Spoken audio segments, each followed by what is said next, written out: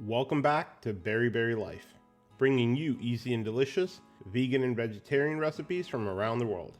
Today we're making a favorite snack of ours, vegan Gochujang Tofu Jerky. It's a protein-packed, spicy and savory snack way better than alternatives.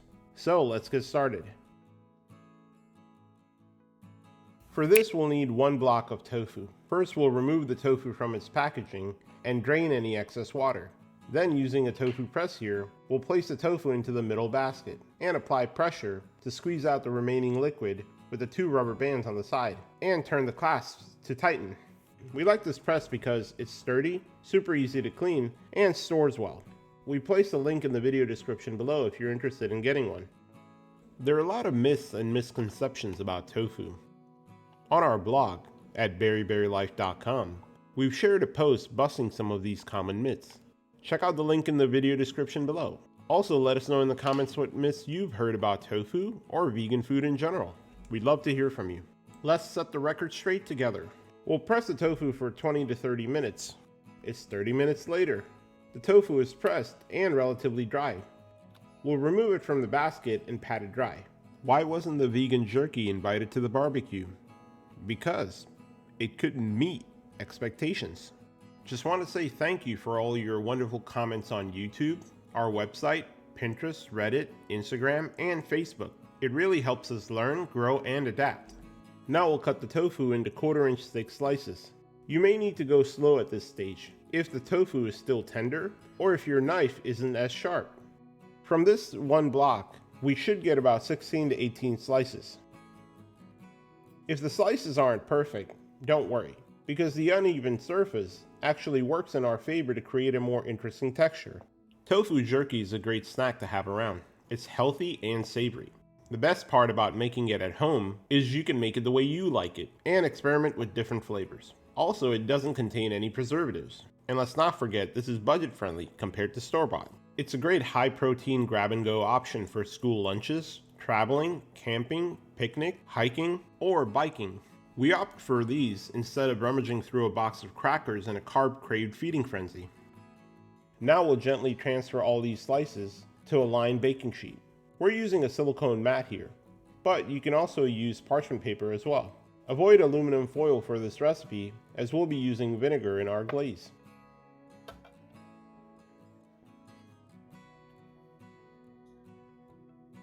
With the tofu ready, let's make the glaze. For the gochujang glaze, we'll be using, you guessed it, gochujang. We love this brand. The ingredients are fresh, it's vegan, and it comes in varying levels of spice. This one is medium hot. Check out the link in the description below for this gochujang. Gochujang is a fermented pepper paste. It's one of those magical ingredients and condiments that enhances any spicy or savory dish.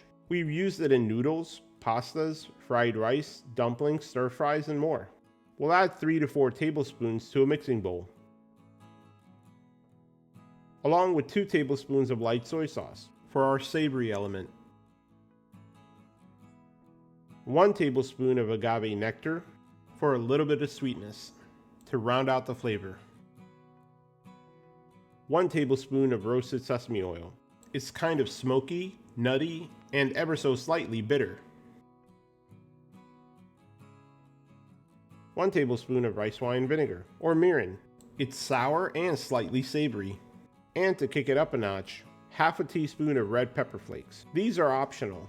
We just like the way the seeds kind of stick to the tofu. Looks nice in the final product. Alright, we'll whisk it to combine. This recipe is more of a guide on how to make vegan jerky.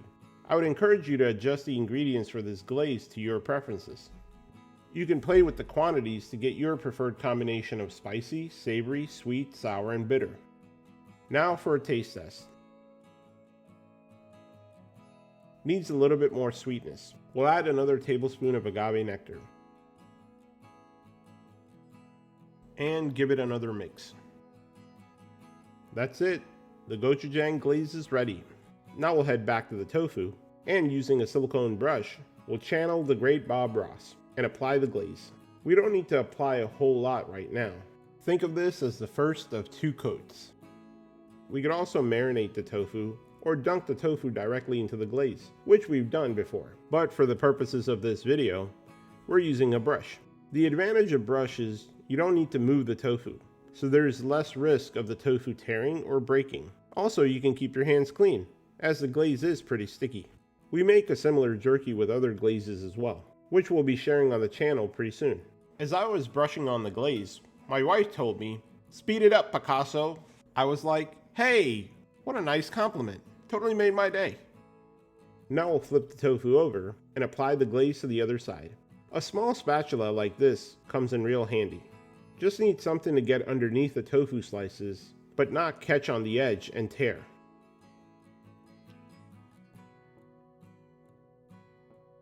Again, a thin coating is sufficient at this point.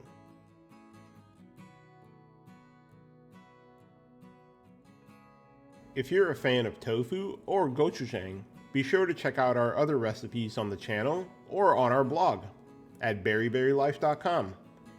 We're always uploading recipes, so be sure to subscribe to our newsletter to get recipes delivered right to your inbox.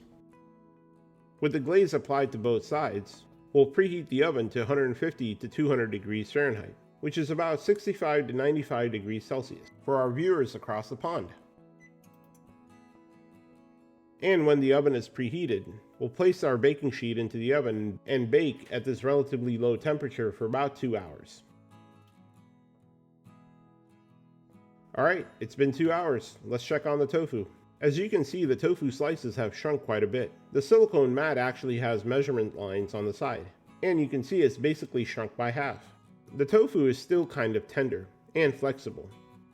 So now we'll apply another coating of glaze, just a little bit more. This second coat is what's going to provide the flavor, since we're not going to dehydrate it as much. And it will provide just enough moisture to prevent the tofu from becoming too rigid or chewy. We want to control the moisture and aim for the sweet spot. The hardest part about making tofu jerky at home is not eating half of them along the way. And that does it. We're ready for the oven. Now, we'll place it back into the oven for 1 hour. At this point, you can even turn off the oven. The residual heat will be enough to further dehydrate the tofu. It's been 1 hour, and the tofu jerky is ready. We've let it cool for about 10 minutes after taking it out of the oven. It's become a bit firmer. However, it's still a little flexible, which helps give it that chewy texture. You can get a feel for the texture based on how it tears apart. Well, there you have it. Gochujang Tofu Jerky. A healthy snack that you can make in the comfort of your own kitchen. Hope you enjoyed this recipe. Be sure to like, share, and subscribe for more great content. We upload recipes every week and you don't want to miss out. Also, be sure to check out the description below for the full recipe. Thank you for watching. Enjoy!